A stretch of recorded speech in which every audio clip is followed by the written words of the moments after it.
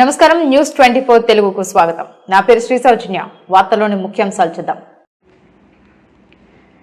జనగణనతో పాటు కులగణన చేపట్టాలని నిర్ణయించిన ప్రధాని నరేంద్ర మోదీకి ధన్యవాదాలు తెలుపుతూ సీతాఫలం మండిలో ఓబీసీ మోర్చా ఆధ్వర్యంలో మోదీ చిత్రపటానికి పాలాభిషేకం నిర్వహించారు. ఈ కార్యక్రమంలో కంటెస్టెంట్ కార్పొరేటర్ మేకల కీర్తి హర్ష కిరణ్, ఆకారం రమేష్, కనకట్ల హరి, భాస్కర్, గిరి, నాగేశ్వర్ రెడ్డి, సతీష్ రాజ్, దీపిక ముదిరాజ్, లలిత ముదిరాజ్ తదితరులు పాల్గొన్నారు.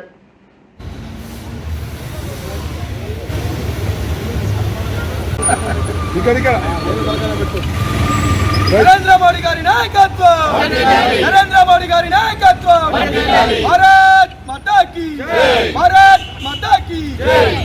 నమస్కారం. మరి ముందుగా ఇంత చక్కటి కార్యక్రమము ఇక్కడ ఏర్పాటు చేసిన ఓబీసీ మోర్చా నాయకులందరికీ మా ధన్యవాదాలు. ఈరోజు ముఖ్యంగా మనము నరేంద్ర మోడీ గారికి పాలాభిషేకం ఎందుకు చేసుకుంటున్నామంటే, తమ్ముడ నాయకుడు మన నరేంద్ర మోడీ గారు, పేదల పక్షపాతి మన నరేంద్ర మోడీ గారు, మహిళల పక్షపాతి, అదే కాకుండా బడుగు బలహీన వర్గాల పక్షపాతి మన నరేంద్ర మోడీ గారు. 95 సంవత్సరాలుగా మన దేశంలో కులగణన అనేది జరగలేదు. అప్పుడు ఎప్పుడో 930 అప్పుడు జరిగింది.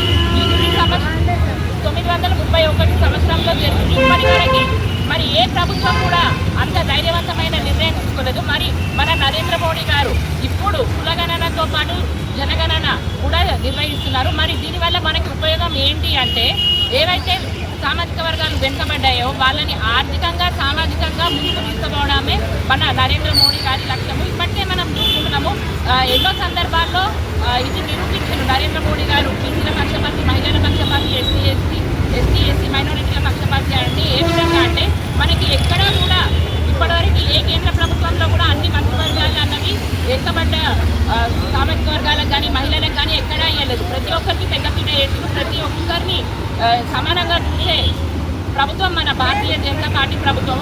కాబట్టి దీనికి అన్ని రాష్ట్ర ప్రభుత్వాలు ప్రతి ఒక్కరు కూడా సహకరించాలని మేము కోరుకుంటున్నాము. మరి నాకు ఈ చక్కటి అవకాశం ఇచ్చిన పెద్దలందరికీ ధన్యవాదాలు.